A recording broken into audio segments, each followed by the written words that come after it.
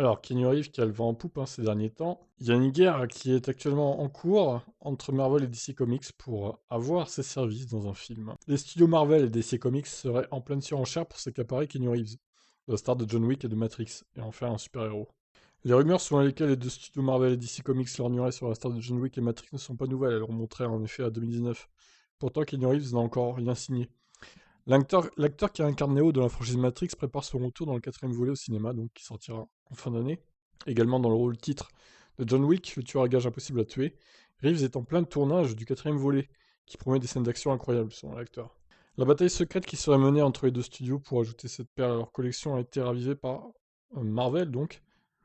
Ils lui ont souhaité un joyeux anniversaire sur le Twitter de Marvel.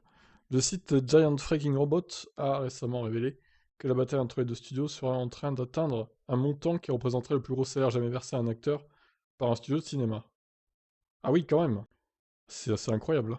Le problème, c'est qu'un acteur n'entre pas en simple coup de vent dans l'un ou l'autre studio qui ont ravivé ces 20 dernières années la saga des super-héros dans les comics américains. Choisir Marvel ou DC Comics, c'est la garantie pour un acteur d'être présent dans de nombreux films, d'incarner durablement un super-héros qui sera adoré par toute une communauté de fans et d'être payé plusieurs dizaines de millions de dollars au passage.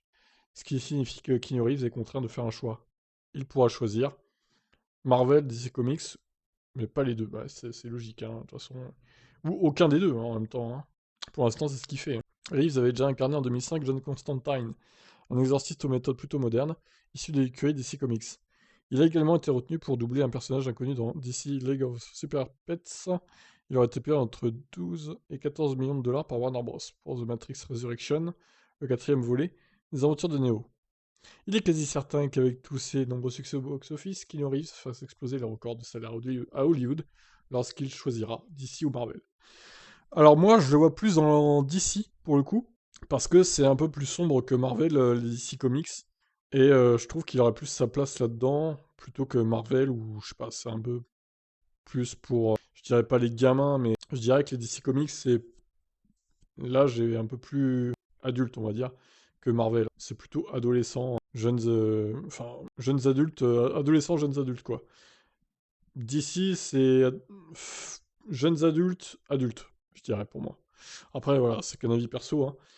Mais s'il devait signer dans l'un des deux, je dirais qu'il a plus de sang, il a plus de chances, je vais y arriver, de signer chez DC Comics. Je vois plus là-bas en tout cas. Bon, eh ben, qu'est-ce que vous en pensez du coup? Est-ce que Keanu Reeves devrait signer chez Marvel ou DC Comics, ou aucun des deux aussi? Donnez-moi votre avis en commentaire, j'attends ça avec impatience. Ciao ciao.